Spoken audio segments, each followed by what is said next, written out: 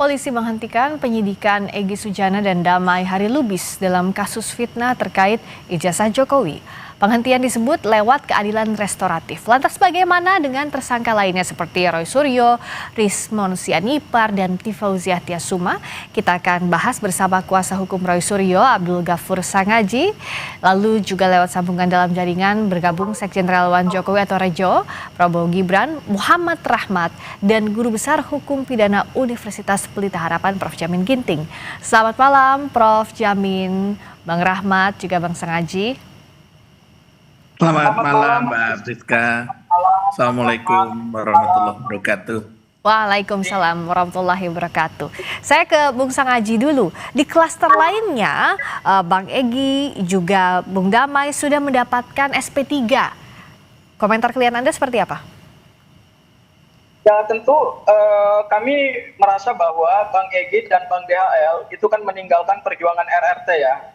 Karena keterlibatan RRT dalam perkara ijazah Pak Jokowi ini kan adalah ketika Bang Egy Sujana pada bulan Desember 2025 membuka laporan ke Bareskrim Polri dan kemudian meminta RRT untuk menjadi ahli gitu. Begitu perkara ini ditetapkan sebagai tersangka di Polda Metro Jaya, maka kemudian Bang Egy dan kemudian DHL mengambil jalan untuk berbelok arah gitu. Jadi memutar jalan untuk kemudian mencari jalan penyelamatan sendiri dan membiarkan tersangka-tersangka lain tetap berjuang gitu. Itu komentar kami yang pertama. Komentar kami yang kedua terkait dengan restoratif justice. Tentu kami menghargai ya restoratif justice karena berdasarkan KUHP gitu. Tetapi catatan kritis kami ini perlu dikritisi baik dari aspek formil maupun dari aspek material.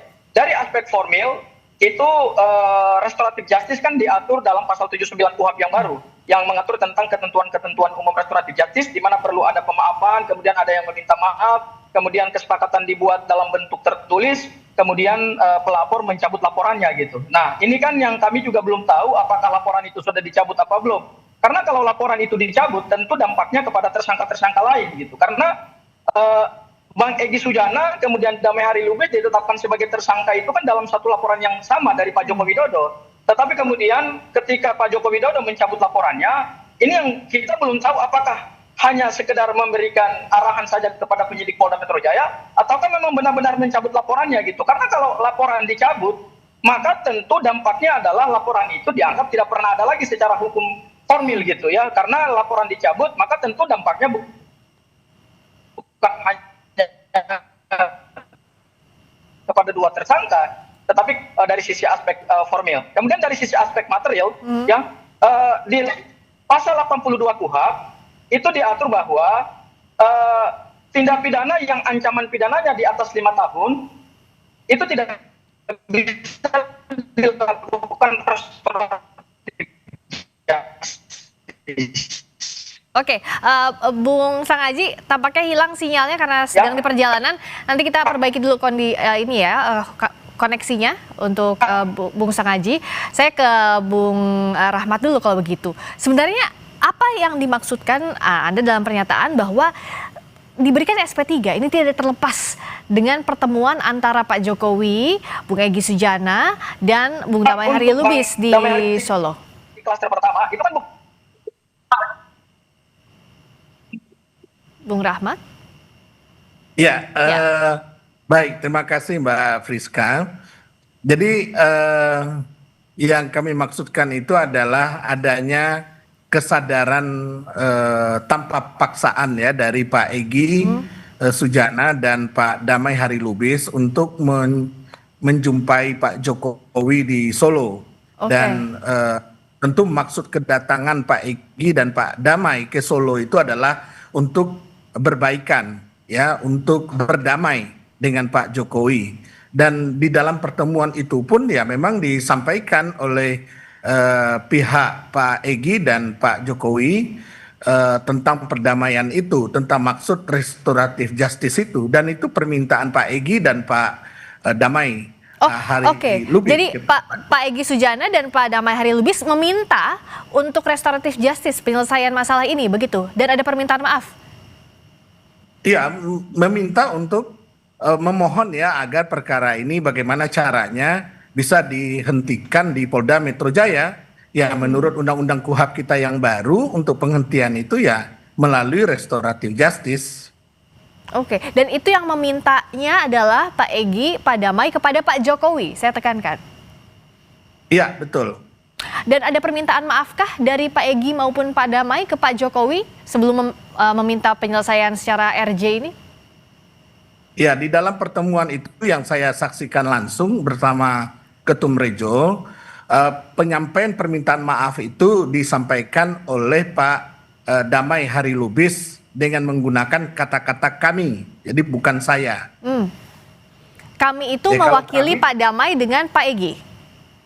Ya, kalau kami ketika berkumpul di situ ada Pak Egy dan Pak Damai, ya tentu Pak Damai dan Pak Egy yang dimaksud oleh Pak Damai. Oke, kenapa saya tanyakan ini? Karena waktu diwawancara di Kompas TV beberapa hari lalu, Pak Damai menyebutkan bahwa tidak ada permintaan maaf kepada Pak Jokowi. Tapi Anda yang ada di sana menyaksikan bahwa ada permintaan maaf dari Pak Damai menyebutkan kata kami meminta maaf, begitu ya? Iya, dan salah satu syarat dari restoratif justice adalah tercapainya kesepakatan kedua belah pihak kan. Ya, termasuk maaf dan memaafkan. Kalau tidak ada maaf dan memaafkan ya tidak mungkin restoratif justice itu bisa terbit di Polda Metro Jaya. Oke, saya ke Bang Sangaji tadi sempat terputus, sekarang sudah terhubung lagi Bang Sangaji? Ya, oke Mbak Priska. Oke, tadi terputus di poin yang ketiga. Apa yang mau Anda sampaikan tadi?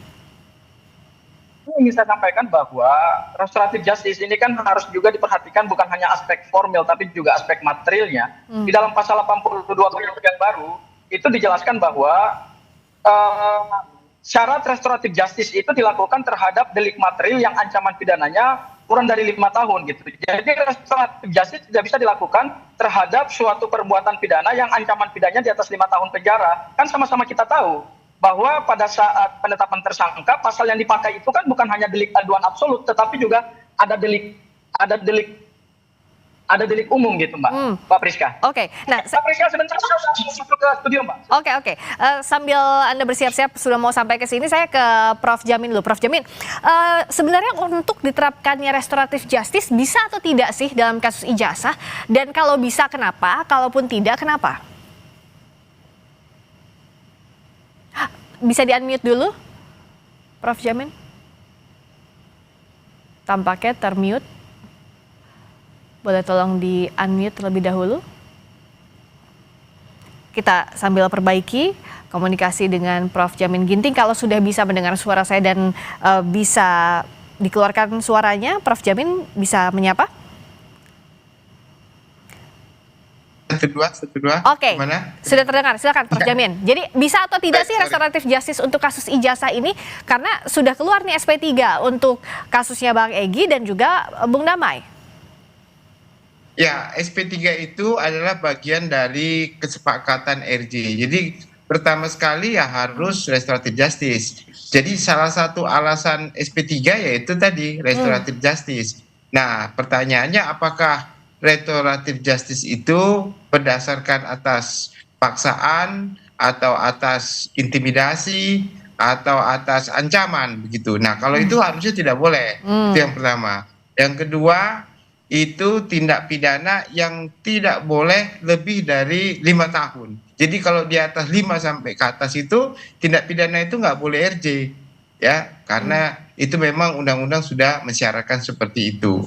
Lalu terkait dengan RJ ini harus tadi sudah disebutkan ada kesepakatan dari para pihak. Nah, kalau kesepakatan para pihak ini masih dilemanya apakah, ini ya pertanyaan saya nanti kepada penyidik, apakah dengan RJ ini tadi sudah disampaikan juga akan ada pencabutan terhadap laporan. Berarti kan laporannya masih on ini kalau belum dicabut. Jadi buat apa orang bukan RJ lalu berdamai SP3 lalu laporannya masih berjalan. Jadi saya kira buat laporan terhadap Egy Sujana dan satu lagi itu harus Damai Lubis harus sudah dicabut karena sudah ada SP3 begitu. Lalu bagaimana dengan nasib tersangka lainnya? Kita akan bahas di Sapa Indonesia Malam usai jeda. Masih di Sapa Indonesia Malam bersama dengan kuasa hukum Roy Suryo Abdul Ghafur Sangaji yang hadir di studio. Lewat sambungan dalam jaringan ada Sekjen Relawan Jokowi atau Rejo Prabowo Gibran Muhammad Rahmat dan Guru Besar Hukum Pidana Universitas Pelita Harapan Prof. Jamin Ginting. Sudah hadir di studio nih Bu Sangaji. Menarik tadi soalnya saat Pak Rahmat yang ada di lokasi, Bang Rahmat kan ada di lokasi di Solo bilang bahwa Bung Damai dan Bung Egy ini meminta maaf kepada Pak Jokowi, tapi sampai kemarin kan Bung Damai bilang nggak ada permintaan maaf, Bang Damai nggak meminta maaf. Ya, justru ini dua hal yang berkontradiksi gitu. Jadi gini. Anda percaya yang mana? Saya percaya tentu kepada Pak Bang Damai Hari Lubis. Kenapa? Karena beliau adalah pelaku yang dijerat sebagai tersangka gitu. Kan kejujuran itu kan ada di dia, ya. Dan beliau mengatakan beliau tidak pernah meminta untuk dilakukan restoratif justice. Ya, kita nggak tahu yang dari sisinya Pak Egy Sujana ya, tetapi confirm termasuk juga di Kompas TV kan sudah beliau jelaskan gitu ya. Jadi artinya statementnya Bang Damai Hari Lubis itu sebetulnya agak kontradiksi dengan narasi hukum yang dibangun oleh pihaknya Pak Jokowi bahwa sudah ada perdamaian dan sudah ada kesepakatan gitu ya kan. Jadi gini. Tuh, saya mau tanyakan ini dulu karena Bang Rahmat ada di lokasi waktu itu kan, betul ya? Ada di Solo. Jadi kalau Anda masih yakin bahwa ada permintaan maaf dari Bung Damai? Iya, dari Pak Damai di saat pertemuan menyampaikan permohonan maaf, begitu mau bubar, salaman lagi dengan Pak Jokowi menyampaikan permintaan maaf kembali. Kemudian begini, di Undang-Undang KUHP yang baru pasal 83, 84 tentang mekanisme tahap penyidikan itu untuk restoratif justice itu harus kesepakatan kedua belah pihak untuk berdamai. Nah, logikanya begini, kalau Pak Egy dan Pak Damai Hari Lubis berdamai dengan Pak Jokowi, ya masa tidak ada saling maaf-memaafkan. Dan prosedur itu diikuti, tertulis, ada di Polda Metro Jaya, dan berdasarkan itulah Polda menerbitkan SP3. Artinya yang kita percaya itu jangan hanya ucapan lidah, tetapi fakta, material, dan formilnya di Polda Metro Jaya itu menunjukkan bahwa Pak Damai dan Pak Jokowi serta Pak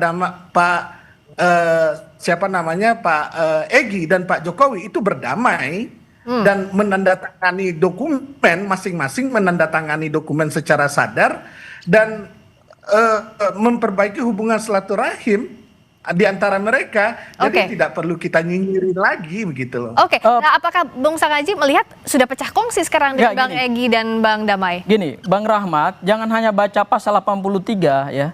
Pasal 83 itu adalah restoratif justice di tingkat penyidikan, tetapi Bang Rahmat juga harus baca ketentuan pasal 79 tentang ketentuan umum restoratif justice dan ketentuan pasal 82 KUHP. Itu yang harus kita pegang di situ gitu ya. Karena gini, restoratif justice pertama dalam KUHP yang baru disahkan ini adalah restoratif yang dilakukan oleh Pak Joko Widodo. Ini restoratif pertama kali. Dan kita bersyukur bahwa KUHP kita yang baru ini telah mengkodifikasi berbagai aturan restoratif justice yang dahulu diatur dalam Perpol, diatur dalam peraturan Jaksa Agung, diatur dengan peraturan dengan surat edaran Mahkamah Agung. Tetapi begitu kita masuk kepada KUHP baru yang kick off-nya tanggal 2, maka 14 hari setelah berlaku undang-undang yang baru ini, kemudian dilakukan restoratif justice. Nah, ini yang perlu kita kritisi. Jangan sampai restoratif justice yang dilakukan ini, kami tidak ada masalah dengan restoratif justice gitu ya. Tetapi kita perlu mencermati secara aspek formil dan aspek material. Saya ambil kajiannya di pasal 79. Di pasal 79 itu harus diingat bahwa kesepakatan itu harus tertuang, kemudian tertulis, kemudian kesepakatan itu berdasarkan pasal 83 KUHP yang Bang Rahmat tadi kutip, itu juga harus disampaikan kepada penyidik, dan Pak Jokowi harus hadir di Polda Metro Jaya. Berdasarkan pasal 79 setelah dilakukan kesepakatan, maka harus cabut laporannya, Pak. Itu aturan main di dalam pasal 79 KUHP yang Bapak nggak baca, dan itu tidak diperhatikan oleh Polda Metro Jaya juga. Oke, Bang Rahmat, silakan dijawab. Ya, saya mendapatkan WA dari Pak Egy langsung bahwa beliau sudah menerima SP3.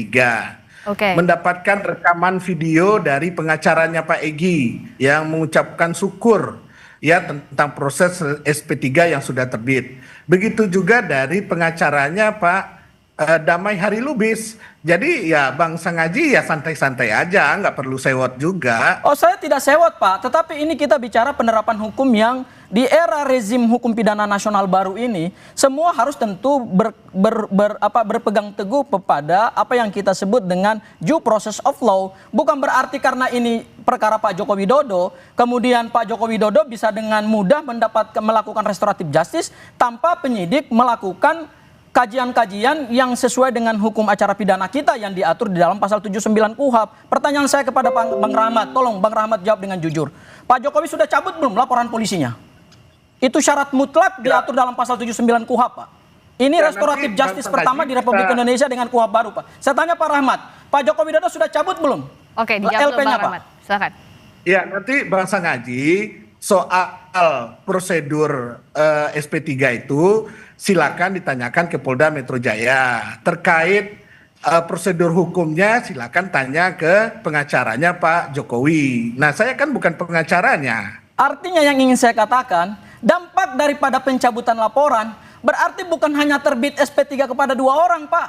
Tapi laporan itu dicabut berarti secara hukum laporan itu tidak pernah ada lagi. Berimplikasi pada apa? Kedelapan tersangka yang lain juga harus digugurkan dengan pencabutan laporan yang sama atau aduan yang sama. Karena ini apa? Ini delik aduan absolut.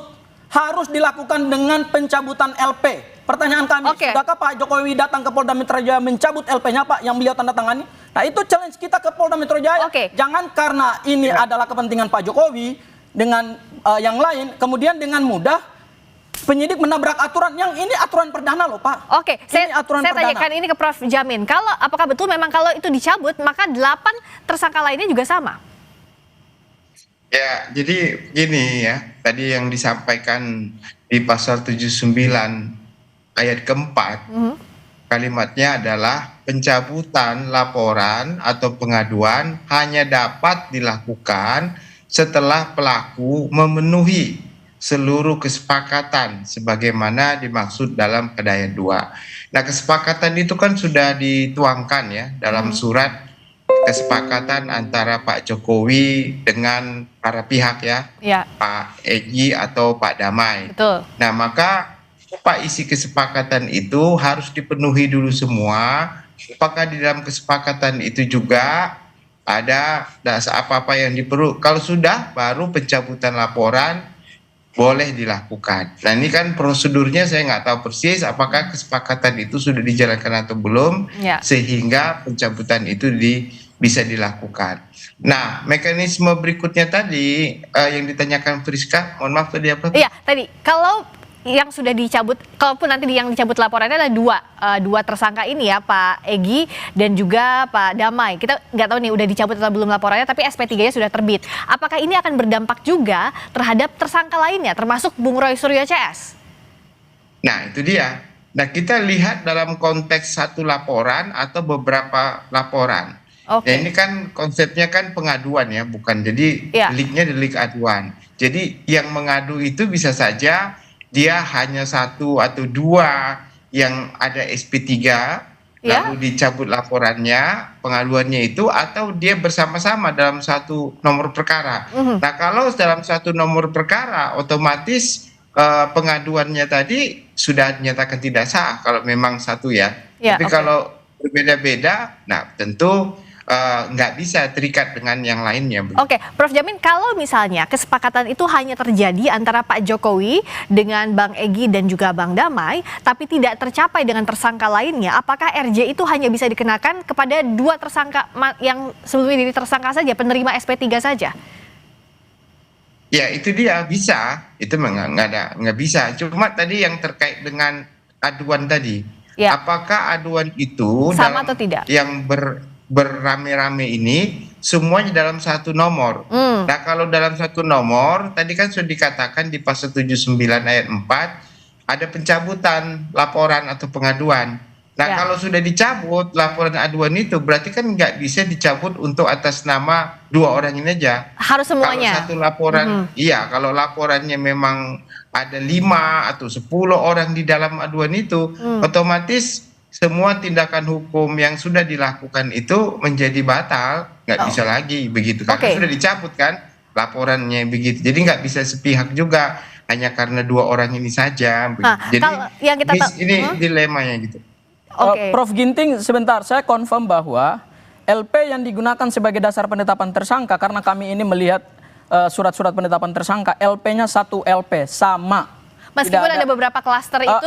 Itu tidak masalah, karena perbedaan klaster itu hanya pada aspek penerapan pasal material. Karena ada pasal-pasal yang tidak diterapkan pada klaster pertama, yaitu 3235 Undang-Undang ITE, dan pada klaster kedua tidak diterapkan pasal 160 KUHP. Tapi nomor LP-nya sama? Tapi LP-nya sama, itu satu hal yang pertama. Itu satu hal yang pertama. Hal yang kedua, laporan ini kan bukan hanya punya Pak Joko Widodo, tetapi ada laporan yang lain, yaitu ada delik umum atau delik laporan lainnya, yaitu pasal 160 KUHP, yang dilaporkan oleh Pradi Bersatu dan kemudian oleh Andi Kurniawan. Lah mereka ini kan juga belum cabut laporannya. Dan LP-nya Andi Kurniawan dan kemudian Pradi Bersatu itu juga mengikat kepada penetapan tersangka klaster pertama maupun klaster kedua. Karena penerapan pasal 160 KUHP dalam klaster pertama itu, Prof Ginting, itu asalnya dari laporan polisinya Lecumanan. Pradi Bersatu. Nah, mereka kan nggak pernah melakukan restoratif justice dengan siapa namanya, dengan dua tersangka yang hari ini udah bebas dan punya SP3 gitu. Artinya yang ingin saya katakan bahwa RJ ini dilakukan dengan KUHP perdana, dengan KUHP yang baru, ini dilakukan dengan mengesampingkan aspek-aspek formil di dalam KUHP, dan ini dilakukan oleh penyidik Polda Metro Jaya. Artinya mereka tidak melakukan mapping delik. Kan perlu mapping delik. Laporannya Pak Jokowi 310 311 ya, kemudian juga ada 27 Undang-Undang ITE, kemudian ada pasal 32 pasal 35 berkaitan juga dengan LP pihak yang lain, yaitu Lecumanan dan Andi Kurniawan, yang juga pasal 160 yang diterapkan kepada Bang Egy Sujana, makanya ancaman pidananya di atas 5 tahun penjara. Oke, nah kalau begini kondisinya Prof Jamin, artinya ada 1 LP, nomor LP-nya 1. Apa yang ada 2 LP lagi. Dan ada 2 LP lainnya. Bagaimana konsekuensi hukumnya dengan adanya SP3 terhadap 2 tersangka ini? Jadi begini. Tunggu sebentar dulu, Prof. Ya, silakan. Restoratif justice itu hanya berlaku bagi orang yang membuat kesepakatan, tidak mengikat pihak lain. Kalau ada pihak lain yang melakukan laporan, maka orang itu sendiri juga nantinya berpisah melakukan RJ juga begitu. Jadi nggak bisa disamaratakan laporan pengaduan dari Pak Jokowi, laporan dari umum lainnya. Itu kalau Pak Jokowi sudah memaafkan, yang lain harus memaaf, enggak begitu ya. Jadi tetap saja yang lain juga masih boleh berjalan ya, karena kesepakatan itu. Dan satu hal yang perlu kita kritisi memang dalam konteks penyidikan dan penyelidikan itu belum ada bukti bahwasanya dia pelaku tindak pidana begitu. Pak Egy ini kan, Pak Damai Lubis ini belum terbukti melakukan tindak pidana gitu. Tapi dia sudah duluan khawatir bahwasanya akan ditingkatkan P21 sehingga langsunglah sampai ada upaya ini, karena tapi sebenarnya penyidikan dan penyelidikan itu bukan dia pelaku, belum ada pembuktiannya, tapi fasilitas itu memang ada ya, disediakan oleh KUHP kita sehingga bisa digunakan. Pada umumnya biasanya kalau kasus ini kasus yang memang yang sudah jelas pelakunya, dia menyadari dialah pelakunya ya, seperti orang yang mencuri ayam atau penipu yang memang sudah tahu dialah penipunya begitu. Tapi kalau ini terkait ijazah yang teman-temannya masih berjalan, masih berproses, tiba-tiba langsung dia merasa, oh ini saya khawatir kalau memang apa yang saya sampaikan ini palsu, tidak benar, sehingga saya harus berdamai.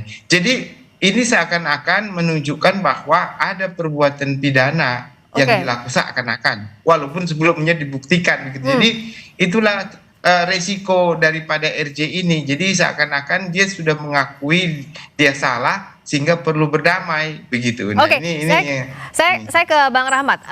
Apakah Anda melihat akan ada kendala secara formil artinya dalam penerapan SP3 maupun nanti pencabutan laporannya? Iya, saya dan kita yakin ya, sangat yakin dan percaya Polda Metro Jaya itu tentu sangat mengikuti ya ketentuan-ketentuan di dalam peraturan perundang-undangan, termasuk memenuhi syarat material dan syarat formil. SP3 ini kan baru diterbitkan sore kemarin, kita juga belum mengetahui secara persis penjelasan dari Polda Metro Jaya. Jadi jangan bersangka dulu bahwa syarat material tidak dipenuhi, syarat formil tidak dipenuhi, ya nggak boleh begitu ya. Harus kita dengarkan juga penjelasan dari Polda Metro Jaya. Tapi saya yakin dan percaya Polda memenuhi semua syarat-syarat itu. Dan yang kedua, kami mendapatkan insight juga bahwa laporan masing-masing ini di Polda Metro Jaya terpisah-pisah sendiri-sendiri, ya, jadi tidak gabungan massal begitu. Nah, sehingga kasusnya itu ya pemberian damai SP3 itu tidak mengganggu yang lain. Jadi Pak Egy kasusnya sendiri, Pak Damai kasusnya sendiri, begitupun yang lain-lain gitu. Jadi dia terpisah-pisah gitu. Nah, sehingga apa yang dilakukan oleh Polda Metro Jaya kemarin SP3 untuk Pak Egy dan Pak Damai, ya itu menurut hemat kami sudah memenuhi semua syarat dan ketentuan. Dan pengacara masing-masing juga menerima dengan syukur ya. SP3. Nah, sekarang saya minta singkat saja untuk masing-masing, Bung Sangaji, apa jadi kelanjutannya kalau pihak Anda akan terus maju dalam kasus ini, dan apakah artinya pecah kongsi dengan Bang Egy maupun Bang Damai? Oh, kalau bicara maju, kami maju terus. Karena memang kami tidak punya opsi untuk melakukan restoratif justice, dan saya sudah konfirmasi kepada Mas Roy. Saya baru landing dari Jakarta tadi ya, sebelum saya berangkat ke Singapura, saya udah ngobrol dengan Mas Roy. Mas Roy katakan kepada saya, no restoratif justice, tidak ada perdamaian, artinya kita bertarung terus. Itu yang pertama. Kemudian yang kedua, saya ingin menyampaikan kepada Bang Rahmat ya, bahwa hukum itu bukan soal yakin tidak yakin. Ya, kita ini tidak bicara soal keyakinan bahwa penyidik telah memenuhi semua syarat itu. Enggak seperti itu. Cara membangun satu konstruksi hukum adalah kita melihat kepada aturan-aturan yang sudah baku, yang diatur dalam KUHP, kemudian penerapan hukumnya nanti seperti apa. Harus sesuai aturan. Artinya menurut kami SP3 pertama kali di dalam sejarah KUHP yang baru ini itu belum sesuai dengan aspek formil dan aspek material. Kalau kita mau kaji secara serius, Prof. Jamin Ginting, ya, ini SP3 yang sebetulnya menurut saya tidak sesuai dengan prosedur KUHP, prosedural KUHP kalau kita mau kaji secara ilmu hukum pidana formil maupun ilmu hukum pidana material. Anda pecah kongsi atau tidak dengan Bang Egy dan kami memang dari awal tidak satu kubu ya.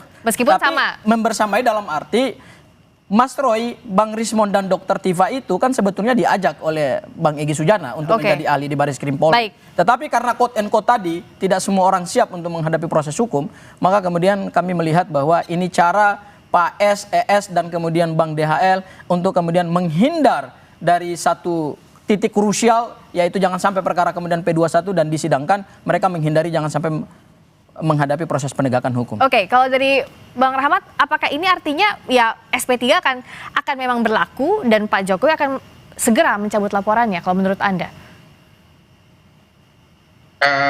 Jadi begini. Bung Rahmat dulu, Prof. Izin ke Bung Rahmat dulu. Silakan Bung Rahmat. Apakah artinya SP3 ini akan betul-betul berlaku dan tersangka lainnya tinggal tunggu aja apakah ada maaf kemudian dan ada SP3 berikutnya atau tidak? Silakan Bang Rahmat. Ya, kita menyambut dengan sukacita ya, gembira, bersyukur tercapainya restoratif justice dan SP3 untuk kasus Pak Egy dan Pak Damai. Ini juga menjadikan sinyal baik bagi penerapan hukum kita di Indonesia yang sesuai dengan Pancasila, di mana azas kemanusiaan itu juga penting ya untuk diperhatikan. Dengan adanya damai antara dua pihak ini, kita berharap akan tumbuh kesatuan bangsa kita yang lebih kuat lagi. Dan Pak Jokowi juga masih membuka ruang ya kepada yang lain-lain untuk kalau ingin mengajukan restoratif justice juga, ya kita siap memfasilitasi, Rejo siap memfasilitasi untuk mengatur waktu dengan Pak Jokowi, ya, kecuali yang klaster 2 ya. Baik. Prof. Jamin, singkat saja, kalau ini diterapkan apa yang harus dilakukan agar tidak menyalahi syarat formil maupun material? Singkat saja, Prof. Ya, tentu tadi sudah disampaikan ya. Ada kesepakatan, lalu kesepakatan itu dituangkan dan disampaikan kepada penyidik, lalu penyidik membuat SP3, lalu pencabutan. Friska, ini saya sesuatu ya. Jadi untuk untuk SP3 ini bisa dilakukan pra peradilan. Ya, SP3 ini bisa dilakukan pra peradilan. Cuma permasalahannya sudah dihapus kewenangan pengajuan pra peradilan pihak ketiga. Nah, ini jadi masalah. Jadi di KUHP itu pihak ketiga nggak boleh lagi mengajukan pra peradilan, hanya boleh pelapor, terlapor, begitu ya. Iya. Nah ini yang menjadi masalah kalau kasus seperti ini kan dia seperti saksi mahkota yang memberikan keterangan yang memberatkan pihak lain gitu. Artinya dengan kesepakatan ini kan Pak Roy Suryo dan teman-teman sudah kualitasnya hampir sama lah dengan dia ini yang mengaku bersalah coba belum waktunya. Jadi kan harusnya mereka keberatan melalui pra peradilan supaya ini tetap dijalankan. Tapi inilah kelemahan kita, sudah dihapus. Kalau dulu bisa pihak ketiga melakukan pra peradilan atas SP3 begitu. Ya. Ini harus juga nanti menjadi bahan pertimbangan pemerintah juga ini. Iya, ini harus jadi bahan pertimbangan dan juga batu uji apakah sudah sesuai dengan prosedur hukum atau tidak. Prof, kami tidak punya kepentingan untuk menempuh pra peradilan, kami hanya mengkritisi dari sisi aspek formil maupun aspek material. Baik, terima kasih Bung Sangaji, Abdul Ghafur Sangaji, kuasa hukum Roy Suryo.